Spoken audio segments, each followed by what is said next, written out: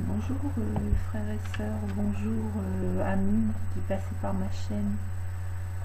Voilà, je veux à nouveau faire ce petit partage avec vous ce matin.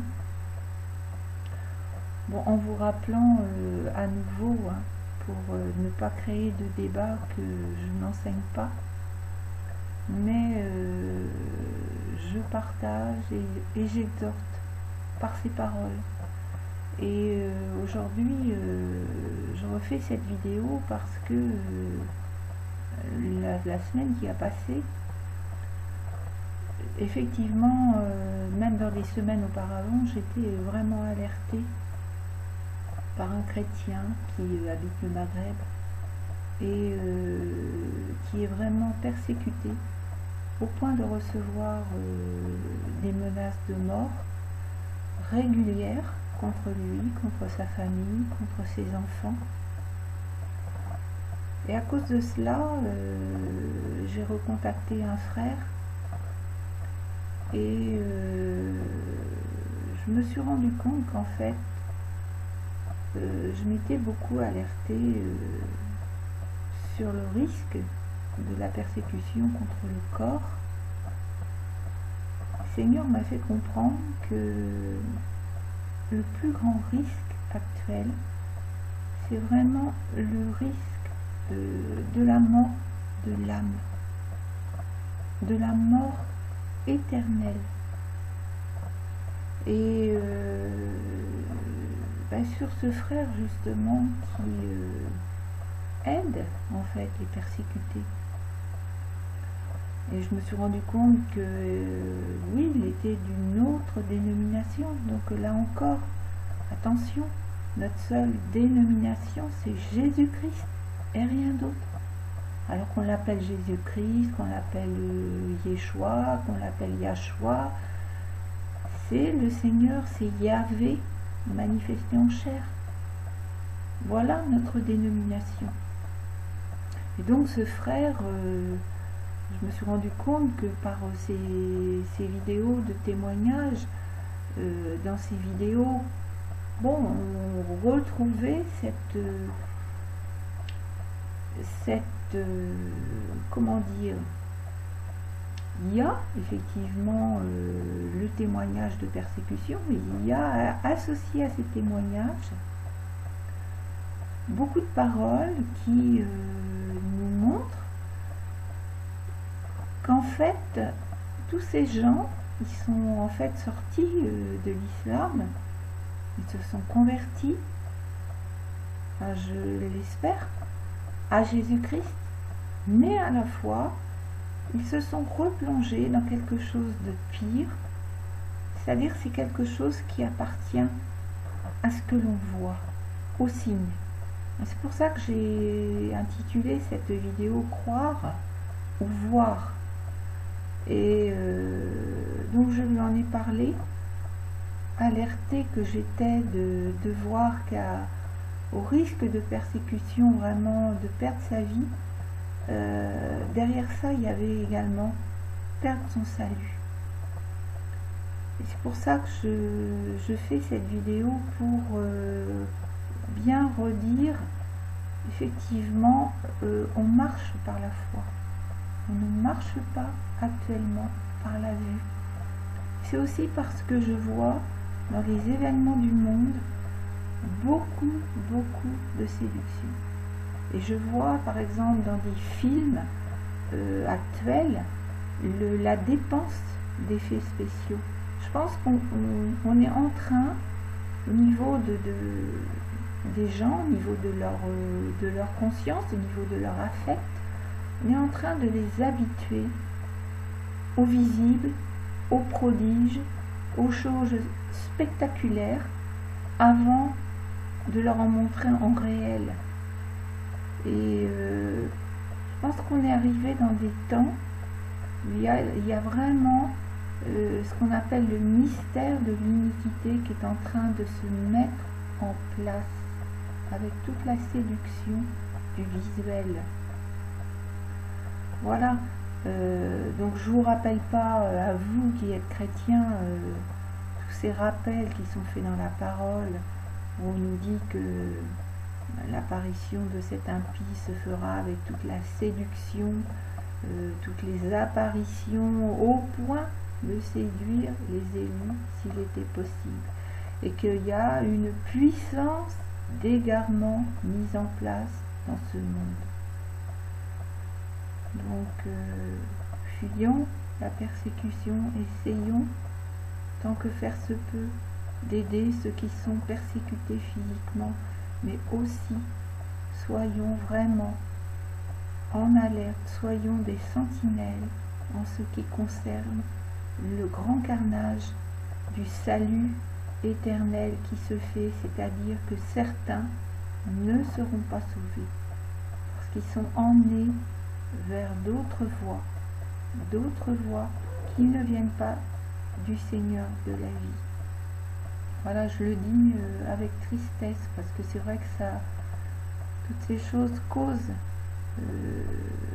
de la tristesse. Et bon, je vais compléter en vous redisant, mais vous le savez déjà, hein, la définition de la foi selon les Saintes Écritures. La foi représente les choses qu'on espère, et elle est une démonstration de celles qu'on ne voit point. Donc ça, c'est l'apôtre Paul qui nous l'écrit dans Hébreux chapitre 11, verset 1. Et Romains, encore, l'apôtre Paul qui s'adresse aux Romains au chapitre 8 au verset 24. Car c'est en espérance que nous sommes sauvés. Or, l'espérance qu'on voit n'est plus l'espérance. Ce qu'on voit, peut-on l'espérer encore? Je pense que on ne peut pas être plus clair que ça. Effectivement, notre foi, quand on a commencé à être, disons, converti, qu'est-ce que c'est que cette conversion, hein, sinon que la conviction intérieure de péché, de justice, de jugement. Il n'y a pas dans la conversion du visuel, il n'y a pas des signes. Ce frère, j'y reviens par rapport à ces vidéos, il me disait qu'effectivement ces apparitions d'une pseudo-vierge, une de plus, dans ce monde, étaient données afin que les Égyptiens ils aient un signe pour montrer en fait combien était véritable leur foi en Jésus-Christ. Et je vous redis à nouveau, le Seigneur par rapport aux signes, on lui en a demandé dans les évangiles. Hein, il a bien dit, vous n'aurez pas d'autre signe que le signe du prophète Jonas. Hein, donc il leur a rappelé que le seul signe, la pierre de notre foi, c'est vraiment sa mort, sa résurrection. Sur quel autre signe veut-on fonder une foi véritable?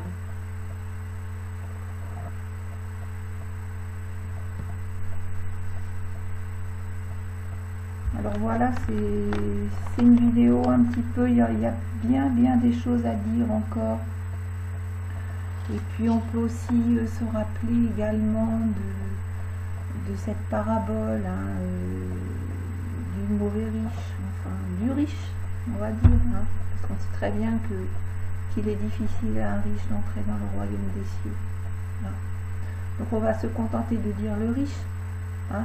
Lui aussi, il veut revenir pour qu'il puisse visuellement témoigner aux autres qu'il y a bien une perte éternelle pour les êtres humains, pour les avertir. Donc on lui dit non.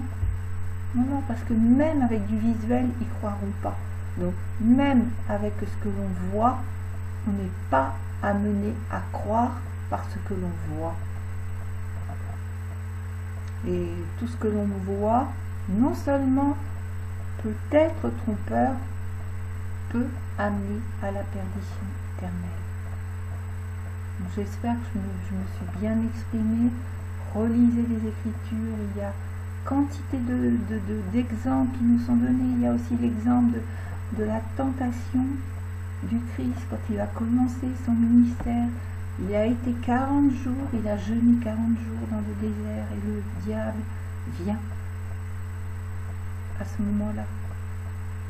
Qu'est-ce qu'il lui redemande le diable qu'on retrouve dans les évangiles? Eh bien, il lui demande de se jeter au pied de cette colline. Hein. Il lui demande quoi? Des signes, des prodiges. Voilà, si tu es le Fils de Dieu, bah voilà.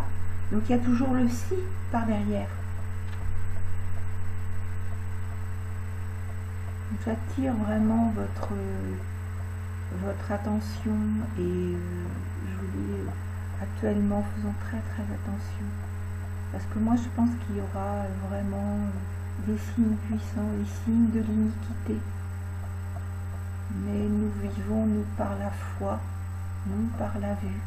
Hein, c'est par la foi vraiment réelle, notre foi profonde, hein, qui est vraiment basée sur les Écritures, sur le témoignage des apôtres.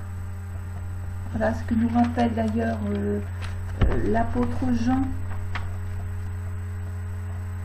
de ne pas s'attacher à des fables et à des généalogies sans fin qui engendrent des disputes, plutôt que l'édification en Dieu par la foi.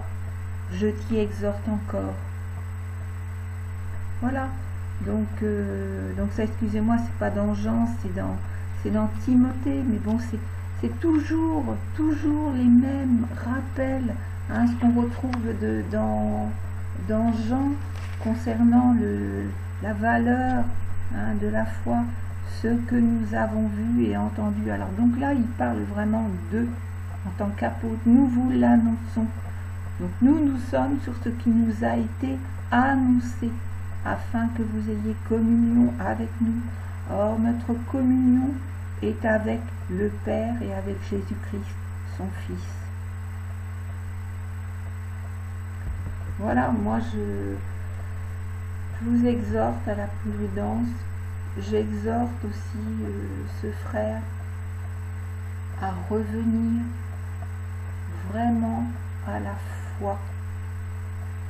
foi simple en Jésus-Christ, c'est-à-dire la foi accessible à tous, même ceux qui ont des difficultés quelquefois. La foi, c'est très simple. La foi en Jésus-Christ, c'est très simple. Voilà, donc soyez tous gardés, hein, attention à la séduction, attention au visuel. Soyez bénis, frères et sœurs, soyez bénis en Jésus-Christ qui revient bientôt.